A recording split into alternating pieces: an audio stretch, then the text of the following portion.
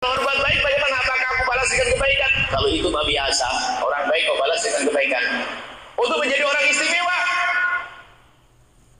untuk menjadi orang istimewa, jika ada orang jahat kepadamu, kau balas dengan kebaikan. Nah, ini baru ilmu ini nggak pernah dipakai.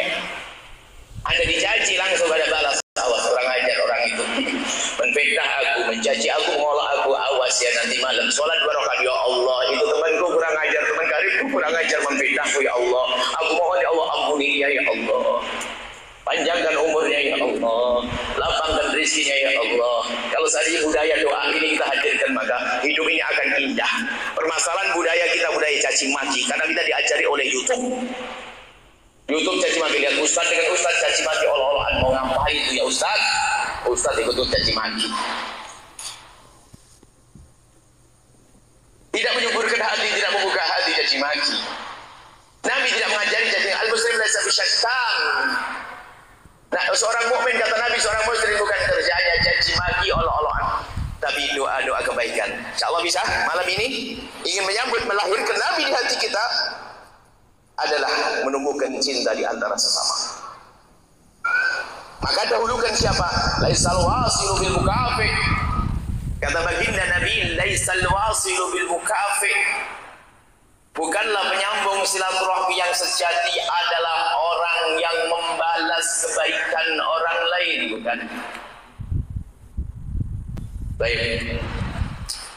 Kata baginda Nabi apa? Laisal wasilu bil mukafi.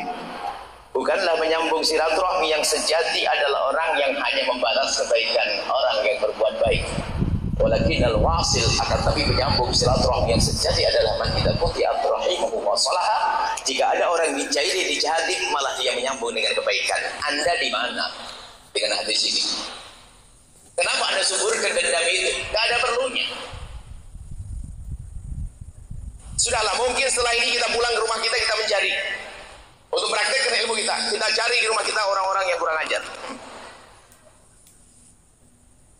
yang minjem duit gak balik-balik, yang menfitnah, atau itu mantan suami yang golem banget tuh, mantan istri, didoain semoga mantan istrimu itu semoga dapat suami yang soleh, baik dan gitu.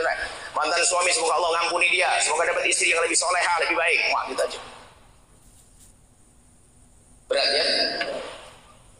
Iya, itu kerjaannya para wali. Kalau Anda ingin ngomong gampang, ini ilmunya waliullah itu. Bukan memperbanyak sujudnya saja, bukan memperbanyak sholatnya, akan tapi ilmunya para kekasih Allah adalah membersihkan hati, menumbuhkan cinta dari memangkas dengki dan benci. Memangkas dengki dan benci dimulai dari mendoakan. Ulama itu, para wali, bukan tidak ada benci di hatinya, ada benci, ada dengki, akan tapi kehebatan mereka di saat ada dendam, ya kalau disakiti sama orang kemudian di dalam hati ada amarah, dilawan dengan kebaikan. Wal kadhiminal ghaidha, menahan amarah, dia tidak gampang marah. Wal 'afina 'anil nas, berusaha memaafkan. Wallahu yuhibbul muhsinin, berbuat baik. Jadi para kekasih Allah, orang hebat itu bisa disakiti, dia bisa membalas. Tapi dia bertanya, dia kurang ajar padaku, dia akan membalas kebaikan.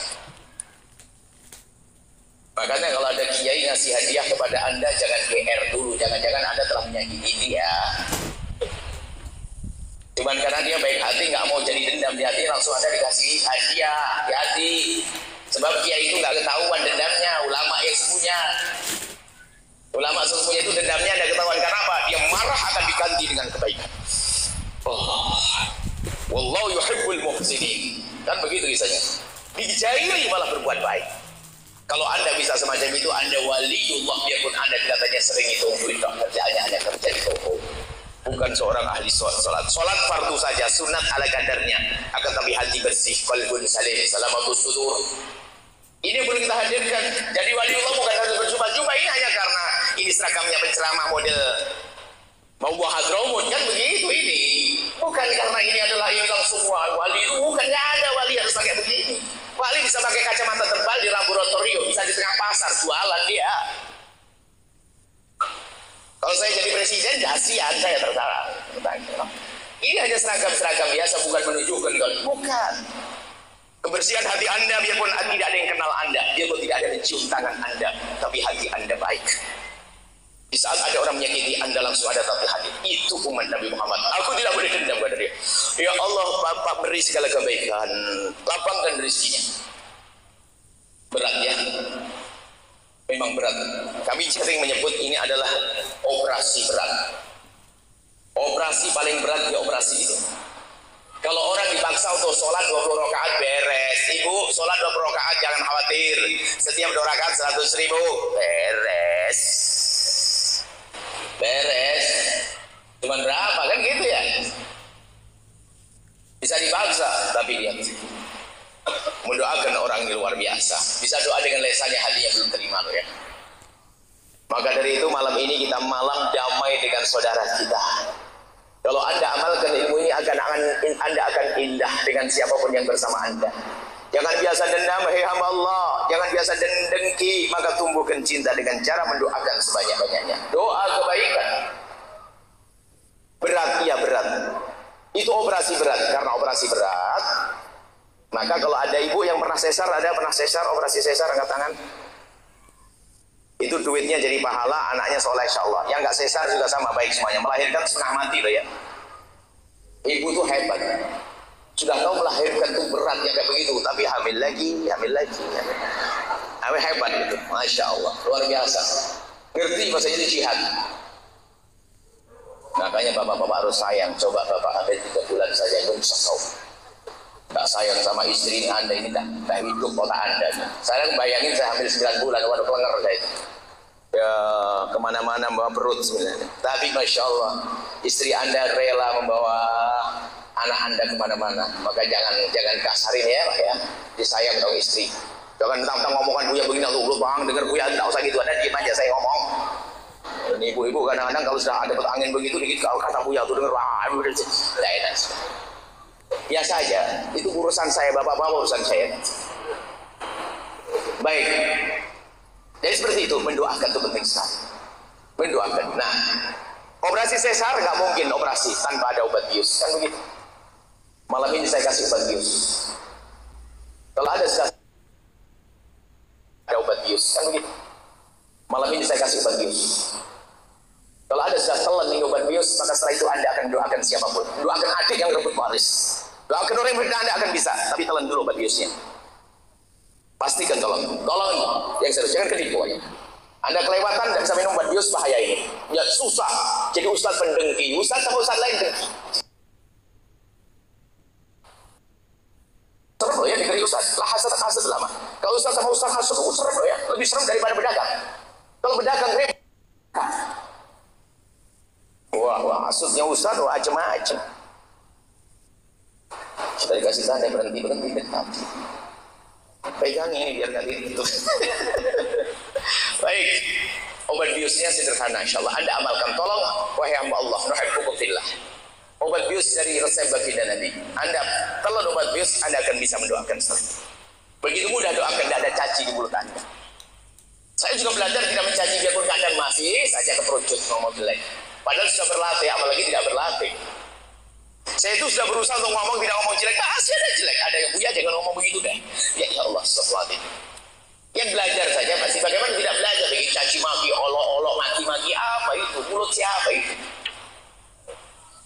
Lihat resep Nabi, ma min abdin muslimin yad'u li akhil muslimi ala dhahril ghaibi ila qala al malak wa la tabi. Obat biusnya adalah Nabi bersabda dalam hadis Muslim riwayat Abi Darda dari Muslim. Dari Abi Darda, hadis sahih.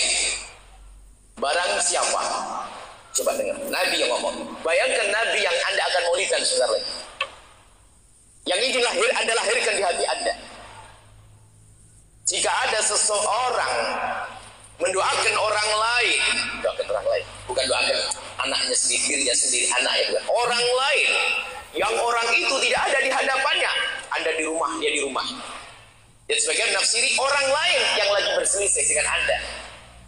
Jauh secara fisik atau secara makna. Jauh fisik, jauh tempatnya, jauh makna, lagi bermusuhan. Jika ada seseorang mendoakan orang lain yang orang itu tidak ada di hadapannya atau lagi bermusuhan dengan dia mendoakan dengan doa kebaikan, maka malaikat mendoakan kamu dapat duluan. Dijelaskan oleh para ulama, ini namanya doa la dhahril ghaib. Doa mendoakan orang lain di saat orang itu berbeda dengan kita, bermasalah dengan kita, atau orang tidak ada di hadapan kita, maka doa ini akan sangat dikabul. Sehingga dikatakan oleh para ulama, ada doa yang sangat mudah dikabul oleh Allah tapi sangat dilupakan oleh hamba Allah, yaitu doa dengan cara mendoakan orang lain. Ini jauh lebih dahsyat daripada ada bingung mau umrah, pergi ke multazam sana, atau sibuk nunggu Ustaz atau Habib, atau Ustaz Habibnya sibuk nggak ketemu, ya kan? Minta doa kelamaan, langsung aja doa dengan cara mendoakan orang lain. Pastikan Anda bisa. Anda punya hajat berat, langsung cari siapa kurang ajar sama saya. Iya tuh, awas nanti malamnya. Ya Allah, semoga rezekinya banyak. Allah tahu kalau kau punya rezeki. Doakan segala kebaikan untuk dia, maka Allah akan beri itu Anda. Nabi yang bersabda, dan ini diakui oleh para kekasih Allah. Jadi kalau para kekasih Allah, para ulama itu kalau punya hajat berat, itu nyari orang-orang yang bermasalah dengan dia. Setelah itu diancam dengan doa, ya Allah, dia telah zalim padaku, ampuni dia ya Allah, berikan segala kebaikan, lapangkan rezekinya, jaga anak keturunannya. Malaikat mendoakan, kamu akan dijaga anakmu, kau akan diberi rezeki. Sudahlah, jangan bingung-bingung cara mendoakan, jangan bingung. Dengan cara mendoakan orang bermasalah dengan Anda. Pastikan ini Nabi yang bersabda. Semua orang kan pengen dikabul doanya, macam-macam cara berdoa agar dikabul. Ini cara yang paling pintas, paling cepat disebut oleh Nabi Muhammad. Doa Allah mendoakan orang di saat orang bermasalah dengan kita, atau orang itu tidak ada di hadapan kita. Dan kami belajar, misalnya kami hajat, pondoknya hajat begini, kadang ngomong dengan keluarga ini, aduh, ada ganggu orang kan? Jangan ganggu, cari yang ganggu, lumayan kalau orang ganggu ini, untuk modal ngadek kepada Allah. Kalau ada ganggu jadi bingung ya. Ini aman-aman aja nih, kalau ada ganggu, ada orang hasud, ada orang ini. Nanti ya Allah, lapangkan rezekinya ya Allah, dia ya Allah. Berikan. Tapi jangan menjadikan orang bikin benci pada Anda juga, jangan. Maksudnya, untuk memohon kepada Allah, Anda cari modal orang-orang yang Anda lagi gak senang dengan dia. Toko Anda kecil, toko tetangga Anda gede, lumayan. Anda boleh ngiri, apa tokonya apa gede dia. Kadang-kadang parkirnya sampai ke kawangan rumah saya lagi. Ya Allah, semoga rezekinya tambah banyak. Anda akan dapat dua. Baik, obat bius sudah diminum. Kira-kira Anda pulang ke rumah nanti ambil kertas, bisa tidak? Ambil kertas, pastikan Anda harus ambil kertas. Kalau tidak mau kertas, handphone Anda bikin satu catatan di buku catatan orang-orang baik yang harus aku doakan, padahal dia orang-orang kurang ajar. Dan setiap Anda bangun malam, Anda baca dia. Hadirkan makna ini, ya Allah. Anda hancurkan kebencian Anda hancurkan diri Anda dengan Anda doakan dia, ya Allah, ya Allah. Kalau Anda terus tiap hari lihat, Anda akan menjadi biasa. Itulah para kekasih Allah, waliullah berjalan di atas bumi, dia tidak ada mencium tangannya. Oke, sudah jelas. Obat bius yang sudah kami berikan, tolong nanti diamalkan. Cuman biasanya kalau habis operasi itu harus ada sisa ada obat anti nyerinya kan. Sekarang saya obat anti nyeri. Anda pandang semua yang ada di kiri kanan Anda, bahwasanya di situ ada Nabi Muhammadnya. Mereka adalah umat Nabi Muhammad Sallallahu Alaihi Wasallam. Apakah Anda tega mendoakan dia sungnyung sengsara? Itu umat Nabi Muhammad. Dan Anda gambarkan ini obat anti nyeri ya. Biar Anda tidak ragu lagi mendoakan orang lain. Hei calon gubernur, hei calon presiden, hei calon bupati, hei calon RT, hei calon pengurus masjid. Kadang pengurus masjid juga berantem loh ya, hati-hati. Jangan berantem ini, makanya doain. Ini mendoakan. Hadirkan, bayangkan nanti di padang mahsyar kita akan dibangkitkan. Tiba-tiba ada yang menyeru, Allah Jalla Jalaluhu yang menyeru, Ainal mutahabuna bijalali. Mana orang yang hidup di dunia dengan cinta karena aku, yang kerjaannya memangkas kebencian, memangkas dengki. Mana orang hidup di dunia yang amalkan ilmu ini? Mana orang yang hidup di dunia membangun cinta, menghilangkan benci? Mana? Dipanggil oleh Allah. Dan tidak ada yang bisa mendengar kecuali memang orang yang di dunia mujahadah, berusaha untuk menumbuhkan cinta. Anda akan mendengar semuanya seruan itu. Setelah Anda mendengar, bayangkan diri Anda. Saya bayangkan diri saya sendiri. Setelah Anda mendengar, diseru, Anda berkumpul tiba-tiba. Orang yang mutahabuna bijalalillah, itu bijalali, orang yang saling mencintai karena Allah itu, setelah berkumpul diseru agar meluncur ke surga, yang katanya padang mahsyar bagi orang kafir, orang munafik, puluhan ribu tahun, tapi bagi orang yang hidup dengan cinta di dunia ini, ternyata padang mahsyar dilewati hanya selaksana kilat membaina dhuhri wal asri, seperti antara zuhur dengan asar, diperintahkan meluncur ke surga. Uslap. Saya bayangin dendam saya di dunia. Kan ada orang begini, kalau ada orang lagi marah, demi Allah, aku tidak rela, aku tuntut nanti di akhirat. Anda pernah dengar begitu? Wah, serem, batal jadi mantu. Mantu kayak begitu, serem, batal jadi mertua. Coba bayangin, anak muda, mertua Anda mendendam begitu, mantu Anda mendendam begitu, itu watak jelek. Batalin deh. Kan sudah besok minggu depan pernikahan. Ya, biarpun minggu depan, dia mendendam, ngapain dibiara? Ada orang mendendam, naudzubillah. Nah, ibaratnya kalau ada orang berbuat zalim pada Anda, nanti ada keadilan yang maha adil. Sampai ayam jago yang zalim pada jago yang lain diizinkan bangkit untuk menuntut. Dan kita pun diizinkan ke Allah untuk menuntut. Saya bayangin nanti di padang mahsyar, ada orang berbuat zalim pada saya, lalu diizinkan, ya Yahya itu orang zalim, kau tuntut dia, tuntut. Nah, kami nuntut, fulan kau dulu nyaci saya, kau ngolok saya, kau ngambil harta saya. Oh, diizinkan. Dan memang keadilan harus ditegakkan. Setelah saya nuntut, saya noleh, selesai. Rombongan orang yang saling mencintai karena Allah sudah nggak ada, sudah masuk surga. Saya ngejar sudah nggak nyampe. Daripada saya ketinggalan, mending mumpung di dunia ini dengar semuanya. Yang berbuat salah kepada saya, urusan pribadi saya maafkan. Yang lalu dan yang akan datang saya akan nyimpan, sudahlah. Dan hakikat saya sampaikan. Yang membuat saya, mencaci saya, menfitnah saya, menggunjing saya, mengambil hak saya, pokoknya saya maafkan, sudah selesai. Daripada saya ketinggalan di padang mahsyar. Ibu mau ketinggalan di padang mahsyar? Bapak mau ketinggalan? Yakin? Nanti orang yang mendendam Anda itu, ada orang yang berbuat zalim, Anda doakan dengan doa kebaikan. Gak usah dituntut di akhirat, gak usah jadikan pahala di dunia ini. Adapun jika harta kita diambil saudara, diambil siapapun, kita nuntut di mahkamah, itu sah, tapi tidak dengan dendam. Hak saya akan saya ambil. Kalau dapat alhamdulillah, kalaupun tidak, nggak usah pakai dendam. Tetap mendoakan, ya Allah, itu adikku mengambil hakku, ya Allah, akan saya tuntut di mahkamah, tapi ya Allah, aku tetap ampuni dia, jangan sampai dia masuk neraka, ya Allah. Berikan segala kebaikan, ya Allah. Dan aku berjanji kalau sudah kul, adikku akan aku beri bagiannya lagi, ya Allah. Aku tetap cinta pada dia, menuntut dengan cinta, bukan menuntut dengan dendam.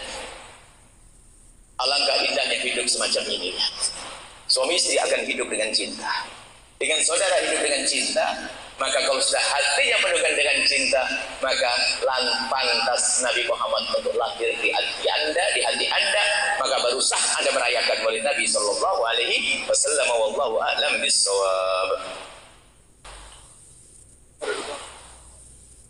Pertanyaan? Ada yang mau ditanyakan?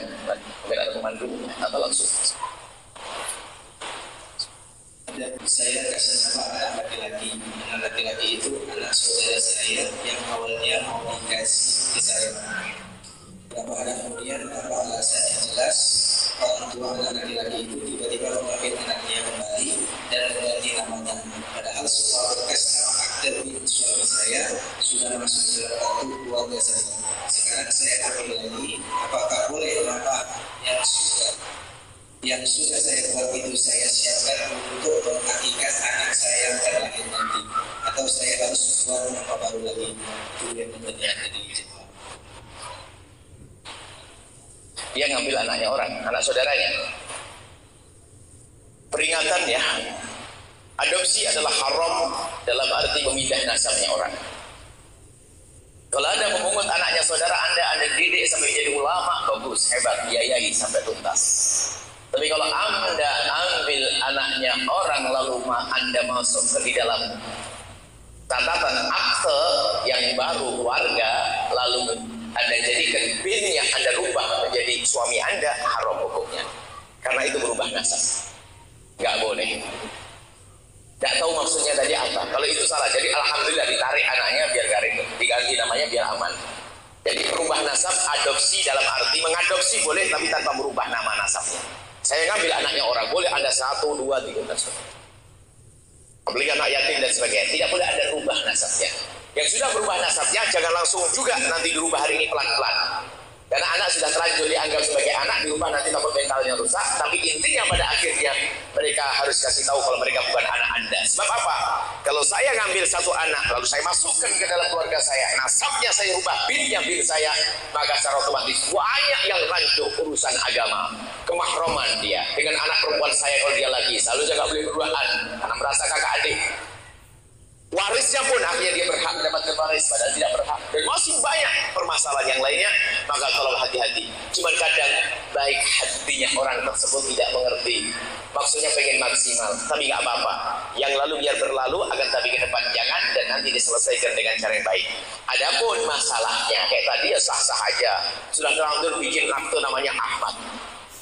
Tak taunya apa, sudah ngambil anak dikasih nama Ahmad, anaknya diambil lagi jadi punya akte, gak punya anak. Alhamdulillah lahir anak laki-laki kasih Ahmad, ya boleh-boleh aja, gak ada masalah.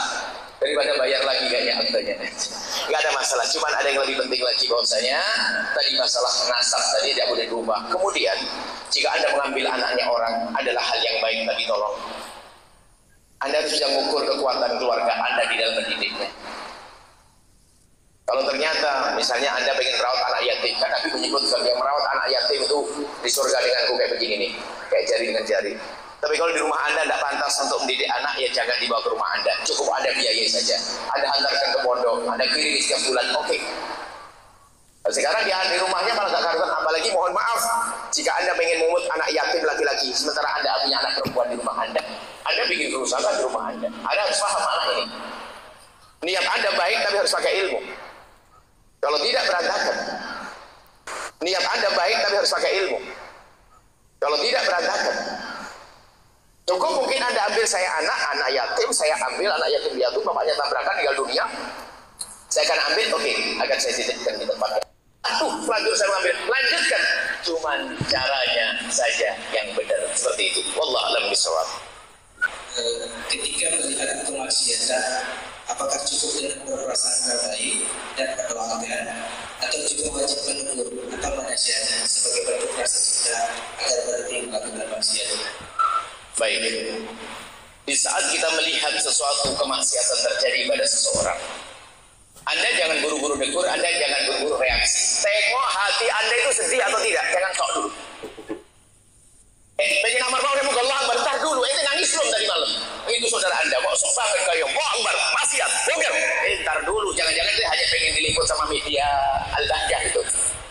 Jangan bohong, ya Allah Maha tahu. Kita perlu jujur dengan Allah. Di saat Anda melihat maksiat, saya besok akan negur dia, saya akan datang ke dia. Apakah Anda seperti Salahuddin Al-Ayyubi di malam harinya nangis? Sayyidina Husain malamnya nangis. Sayyidina Nabi malamnya nangis.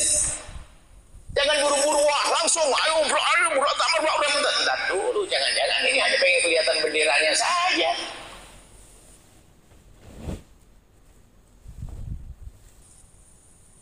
Pastikan di malamnya Anda nangis, ya Allah.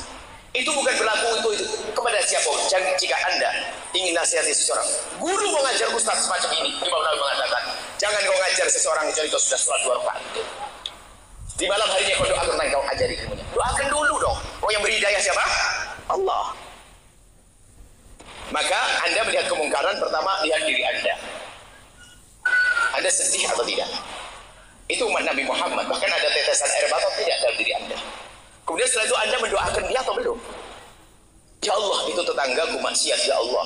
Sudah minuman keras, judi, ya Allah tanggung, ya Allah. Setiap malam ada nangis. Bahkan mungkin Anda target 40 hari saya akan doakan setiap malam kepada dia. Jika 40 hari belum berubah, berikutnya sudah 40 hari, bukan mengancam, bukan 40 hari belum berubah, enggak. Setelah 40 hari baru saya akan datang kepada dia. Nah itu dong, jangan buru-buru, atau seminggu, atau setelah 3 hari deh. Saya minta pada Allah, saya nata hati saya dulu. Jangan-jangan saya ini sombong, pengen nampakkan kalau saya ini adalah lebih baik dari dia. Nah, maka pertama, di saat Anda melihat kemaksiatan terjadi, Anda adalah koreksi diri Anda sedih atau tidak. Satu. Kedua adalah betul Anda mengingatkan dia. Tapi cara mengingatkan itu ada aturannya loh ya. Kalau udah pakai aturan nggak diterima. Paling tidak lakukan 2 hal ini. Pertama, kebenaran tidak harus diucapkan saat itu juga. Maksudnya apa? Cari momen yang tepat. Momen yang tepat, kita duduk minum teh bersama, kita ikuti dengan cara yang baik. Karena bisa jadi dia memang tidak mengerti kalau dia bermaksiat. maksiat itu, dia melakukan itu dosa. Jadi kebenaran yang pertama ini, kebenaran tidak harus diucapkan saat itu. Artinya apa? Boleh besok atau minggu depan cari tempat waktu yang tepat. Kalau buru-buru gak sesuai, gak tepat waktu, coba saja. Bapak-bapak lagi dengar istrinya melakukan kesalahan karena apa? Pulang ke rumah terlalu bersemangat, ingetin istrinya lagi masak, dapur panas, ditegur sama suaminya, bisa saja pancinya naik. Salah waktu. Ya langsung aja ditemani dulu istrinya sambil dikipasi, sayang lagi masak ya, masya Allah ini sama aja dikipasi, dia ada dibantu, duduk selesai diajak makan bareng, masya Allah masakanmu hari ini paling enak. Oh dia senang, suruh mandi bersih sebagainya, diajak duduk di atas kasur yang mohon maaf, boleh abang ngomong nih? Abang, tapi abang mau marah loh ya, tapi kamu kuat gak kalau abang marah? Enak banget abangnya marah begitu sih. Itu suamimu kan? Iya bu ya. Setelah itu Anda sampaikan, suami ngomong, jangan begitu ketebak. Jadi ini adalah ada beberapa hal. Jangan langsung wah itu action kadang-kadang. Harus bongkar, harus runtuhin, harus ini. Hintar dulu. Yang kedua adalah untuk amar ma'ruf nahi munkar itu kebenaran pertama tidak harus diucapkan. Yang kedua, kebenaran tidak harus diucapkan oleh lisan Anda sendiri. Jadi Anda harus ukur loh ya, kalau saya ingatkan dia itu bakal didengar tidak oleh dia. Kapasitas saya itu apa? Ngingetin dia ntar dulu. Kalau memang saya kira nggak mau didengar, saya mencari orang yang bakal bisa mendengar dia. Ini berlaku kepada istri, suami dan sebagainya. Jangan-jangan istri kadang-kadang terlalu semangat habis pengajian itu, kalau ngeliat suami salah langsung tutup poin, apa itu begitu, aduh imam kayak begitu, imam aduh saya pengen dari dulu merindukan punya imam begini, tapi apa nggak pernah masjid, nggak pernah itu, ada dilempar banjir. Ada tata krama, misalnya ibu ini ada, jika suamimu salah atau istri salah, tidak harus langsung ada ingat ke poin begitu ntar. Kebenaran yang kedua tidak harus diucapkan oleh lisan Anda. Mungkin bisa minta tolong kepada orang yang bakal didengar oleh dia. Tentunya bukan cara mengadu-ngadu, tapi dengan cara yang halus. Atau mohon maaf diantaranya adalah mungkin mengirim surat cinta dulu. Assalamualaikum wahai saudaraku, atau istriku, atau abang yang aku cintai, wahai imamku, wahai hatiku, wahai hatiku, wahai cintaku. Panjang warnanya merah, pink itu gambar love panjang. Ngomong panjang, cintaku adalah aku sehidup semati, pengen sampai di surga. Ujung-ujungnya abang, adik boleh ngomong bang, tapi abang jangan marah loh. Kalau marah stop dulu, stop. Itu 3 lembar masih gitu udah isinya. Apa sih bang? Mohon maaf. Abang jangan gitu dong. Baru disurutin kesalahannya. Maafin abang kalau abang marah. Abang maafin saya. Kalau abang marah, saya takut. Saya tidak mau ketemu abang. Saya takut dimurkai abang. Ujung-ujungnya, kalau abang marah, saya takut tidak diridhoi Allah. Abang jangan marah ya pak. Saya ingat aja. Nggak ada yang tahu dengan cinta. Itu langsung ada intip. Coba dicium itu surat. Tapi kalau Anda abang tahu enggak abang, saya itu ada pengajian setiap hari kata Ustaz, suami begitu tuh nggak boleh. Imam kok begitu, dosanya double. Waduh, ini istri serem banget tuh ngaji sama siapa itu? Jadi termasuk kepada orang lain pun demikian, tetangga jangan serta-merta. Biarpun dia mungkin ada pemabuk, ada ini, pernahkah Anda duduk manis dengan dia assalamualaikum? Atau duduk diundang keluarga, mohon maaf ya akhi, mohon maaf. Saya akan ingatkan setelah kalimat yang indah. Langsung tidak bisa, karena didahulukan apa? Hikmah, mu'idah hasanah, jati binati hasan. Urusan nanti dengan kekerasan itu babnya nanti, jangan buru-buru. Yang jadi masalah adalah sok jadi pahlawan. Wah, hewan, amar ma'ruf nahi munkar. Apakah semua kemungkaran harus diselesaikan dengan kekerasan? Tidak. Kan ada marhalahnya. Nabi pun pakai marhalah. Langkah 1, langkah 2, langkah 3. Jika selesai langkah 1, nggak pakai langkah 2. Nabi tidak diurus tuh perang itu terakhir. Bukan dikit-dikit perang, nggak ada itu semuanya. Baik seperti itu. Ini berlaku pada siapapun suami istri. Ngingetin adik, ngingetin saudara, harus ada caranya, harus ada tata keramanya. Itulah yang disebut dengan hikmah yang diajarkan oleh Allah kepada baginda Nabi Muhammad SAW. Wallahu a'lam bishawab. Terakhir pertanyaan dari teman-teman jemaah yang lagi bilang, Assalamualaikum warahmatullahi wabarakatuh. Tapi mau bertanya, kami sangat mencintai Rasulullah, kami mencintai Rasulullah, tapi kita kawan-kawan kami yang berpengaruh dengan viralnya masalah-masalah ini. Abu ya, kami minta petunjuk Abu ya, buat kami itu mencintai Rasulullah, walaupun fitnah terhadap Alawi, doakan kawan-kawan kami menjadi yang baik karena baru kita mencintai dzurriyyah Nabi adalah kewajiban. Dan sebetulnya begitu mudah, jangankan kok dzurriyyah Nabi. Umat Nabi saja kalau kita sadar itu umat Nabi, kita susah berbuat baik kepada umat Nabi. Apalagi jika itu adalah dzurriyyah Nabi Shallallahu Alaihi Wasallam. Ada masalah dzurriyyah Nabi. Dikatakan al-mu'minuna musaddaquna bi ansabihim. Ulama mengatakan sekelompok orang itu kalau sudah mengatakan nasabnya kepada orang tuanya dipercaya. Anda jangan sudah otak-atik siapapun. Apalagi ini kisah nasab masa lalu. Ini adalah akhlak adatnya. Itu adalah seperti itu. Jadi apa? Kalau kita mencari celah, oh mungkin begini, ini bahaya sekali. Bahkan dikatakan para imam mengatakan kalau ada sekelompok orang Anda mendengar, mengetahui dari keluarganya mengatakan bahasanya dia punya nasab pada Rasulullah, cukup Anda percayai. Selesai. Dan itu tidak harus sampai derajat 100%. Karena 100% itu gimana sih mempercayai nasab 100%? Soalnya Anda lihat waktu hubungan suami istrinya, waktu kelahirannya. Semua orang kalau bicara tentang mungkin, na'udzubillah itu bahaya sekali. Mungkin dia istrinya keluar sama laki-laki lain. Mungkin na'udzubillah. Bahaya orang mentaati nasab.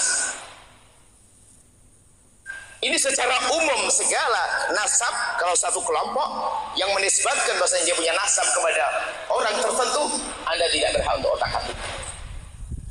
Ini siapapun nasab ke siapapun, apalagi kepada baginda Nabi Sallallahu Alaihi Wasallam. Kalau sudah nasab di atas, gak ada istilahnya 100%, makna 100%. Apa sih makna 100%? Musaddaqun dipercaya. Saya sekolah ini sebuah keluarga mengatakan saya beri nasab pada Sayyidina Abu Bakar Siddiq. Alhamdulillah. Saya benar Rasulullah. Sampai di sini. Adapun terjadinya perdebatan, wallah alam saya tidak ingin masuk ke dalamnya. Sebab karena namanya perdebatan itu biasanya yang tulus-tulus, yang nggak tulus, wallah alam saya tidak ikut ke sana. Yang jelas kami ini rambu-rambu, ini dimanapun. Kalau Anda pergi ke negeri manapun,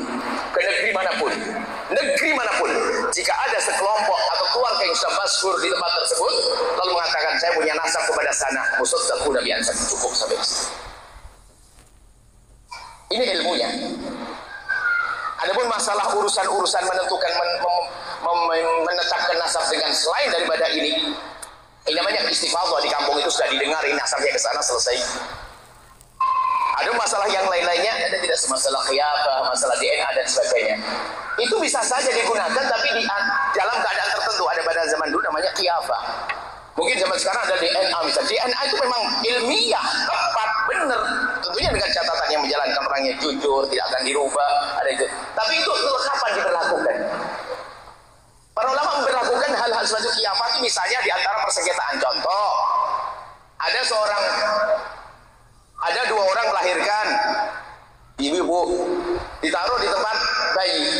Rupanya susternya lupa ketuker sama-sama bukti. Aduh kacau nih. Anak yang mana ini? Ketuker.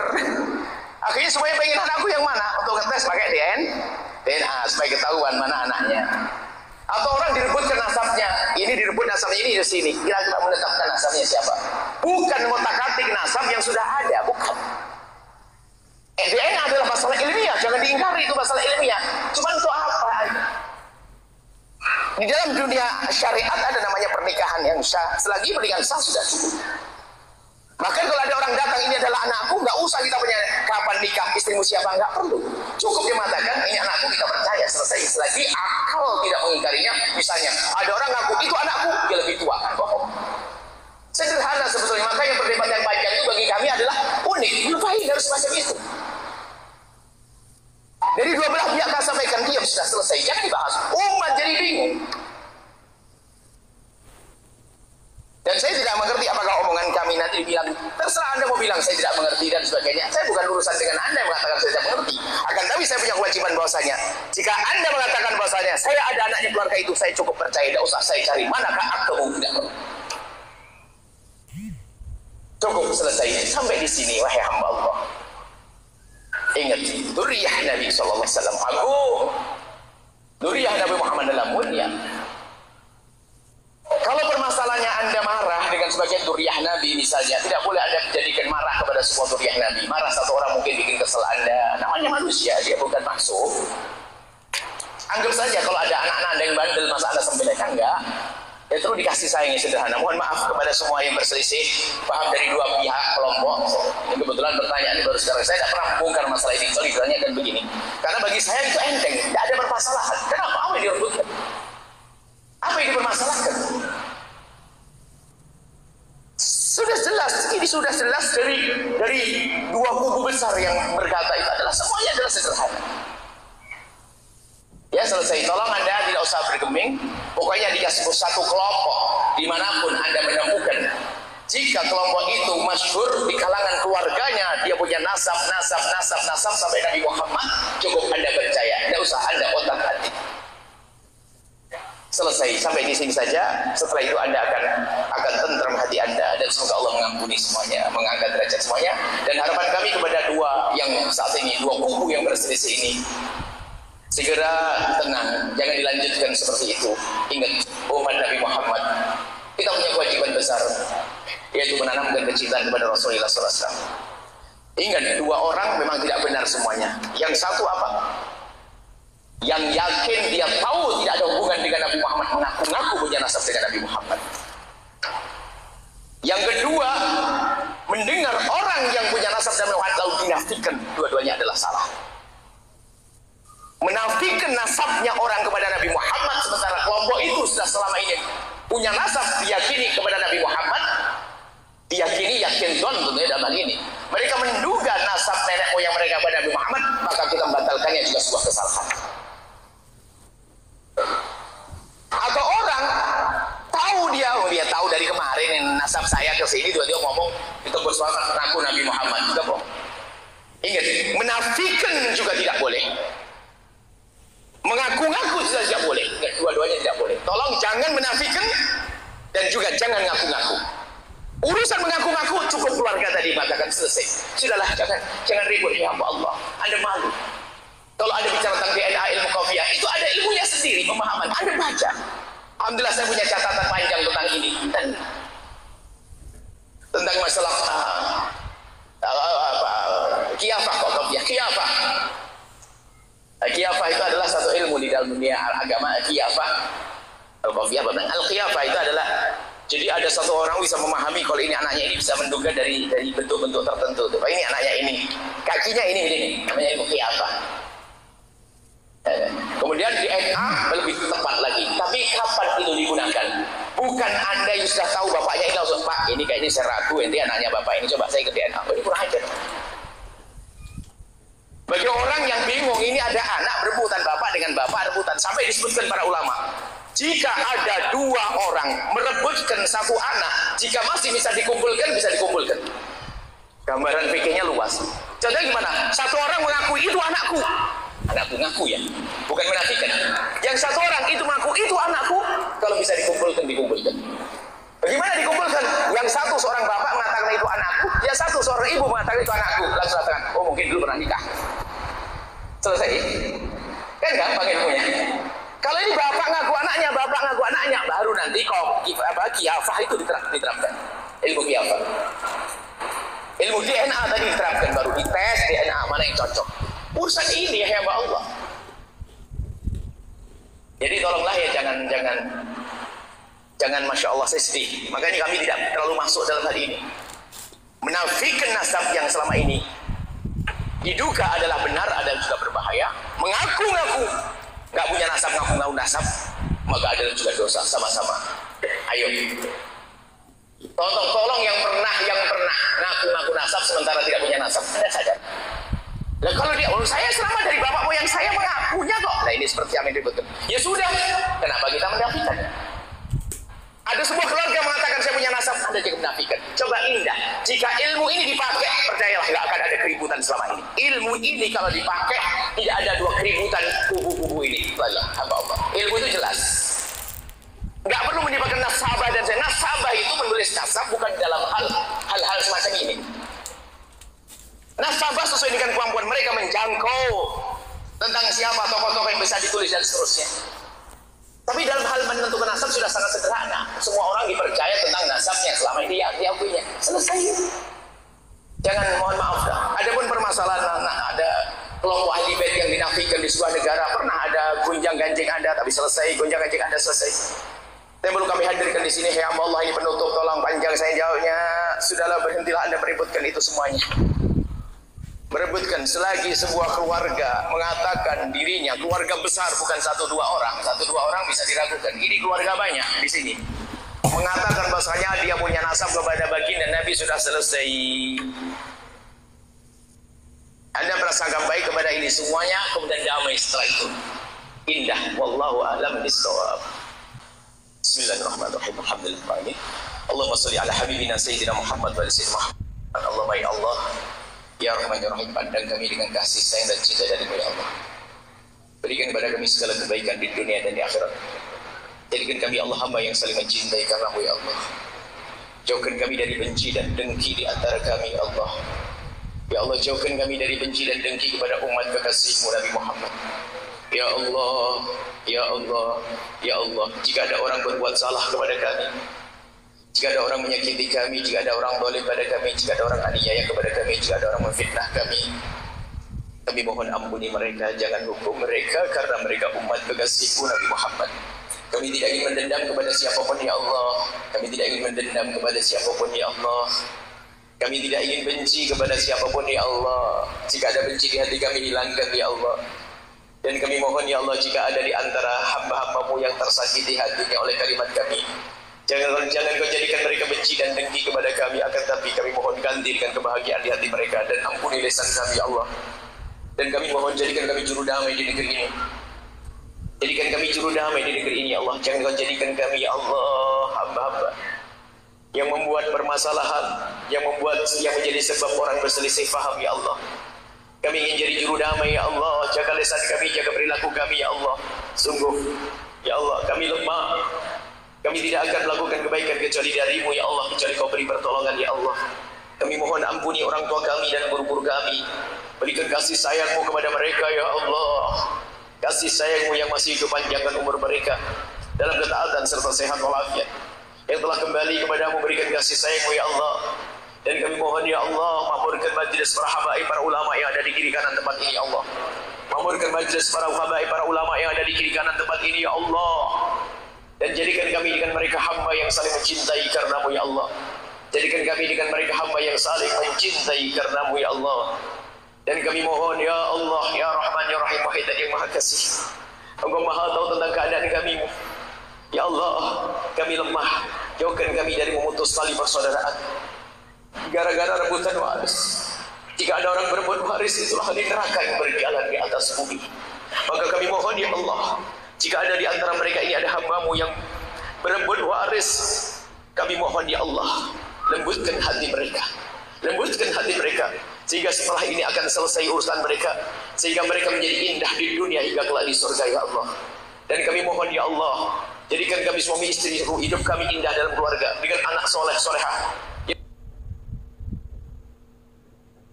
yang dibanggakan oleh kekasih-Mu Nabi Muhammad. Yang belum menikah dan punya hajat untuk menikah, mudahkan mereka untuk mendapatkan pasangan orang-orang mulia yang Kau muliakan, yang menjadi sebab mereka mulia di dunia dan di akhirat ya Allah. Dan kami mohon ya Allah, ya Rahman ya Rahim, Wahid yang Maha Kasih, anak-anak kami jaga mereka ya Allah. Anak-anak kami jaga mereka ya Allah. Anak-anak kami jaga mereka ya Allah. Jika ada di antara mereka ini Allah punya anak bejat jauh dari-Mu ya Allah, akan tapi berkat kehadiran para orang tua yang mulia, kembalikan anak-anak itu ke jalan yang Kau ridho ya Allah, ke jalan yang Kau ridho ya Allah. Ya Allah, kami baca wajah anak-anak mereka, anak-anak kami itu ya Allah, mereka ya Allah, anak-anak kami. Kami mohon ya Allah, makmurkan masjid ini dengan ahli surga-Mu yang berjuang di dalamnya, yang mengurusi di dalamnya ya Allah, yang sholat di dalamnya, yang hadir saat ini. Dan kami mohon ya Allah, ya Allah, yang sempit rezeki lapangkan dengan rezeki yang halal penuh berkah, yang sakit sembuhkan, yang punya hutang mudahkan kami dalam bayar hutang kami ya Allah. Dan kami mohon ya Allah, panjangkan umur kami dalam ketaatan serta sehat walafiat. Dan kami mohon ya Allah, seperti Engkau pertemukan jasad kami saat ini, pertemukan hati kami dalam cinta karena-Mu ya Allah. Dan kami mohon jangan Kau jadikan ini akhir pertemuan kami di dunia ini. Kami masih ingin bertemu dan bertemu dalam keindahan, dalam kebaikan di dunia ini hingga kelak di surga bersama kekasih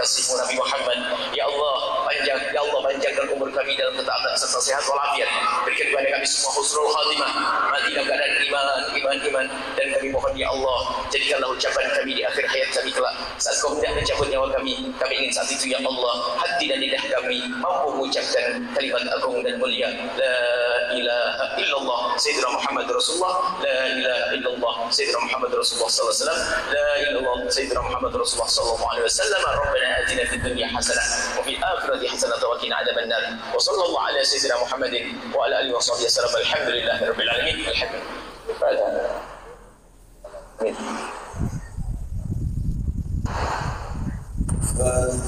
Audition.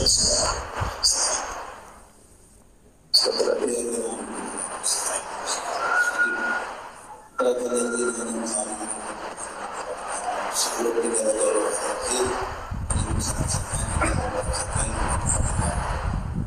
khususnya memberikan kepada dunia kita dia dirahmati Allah Subhanahu wa taala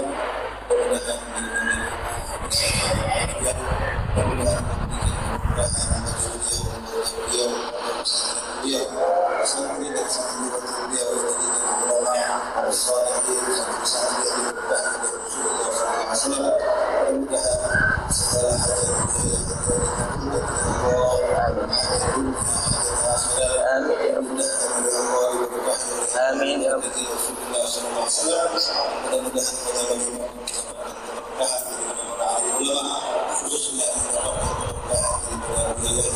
Dan insyaallah ini tidak terasa kalinya mudah-mudahan mudah-mudahan semuanya mendapatkan keberkahan ilmu dan kesehatan amalkan la ala sallallahu alaihi Muhammad sallallahu alaihi wasallam wa alihi bismillah al-fatihah Fatihah lisan alhamdulillah. Assalamualaikum warahmatullahi wabarakatuh. Amin ya rabbal alamin.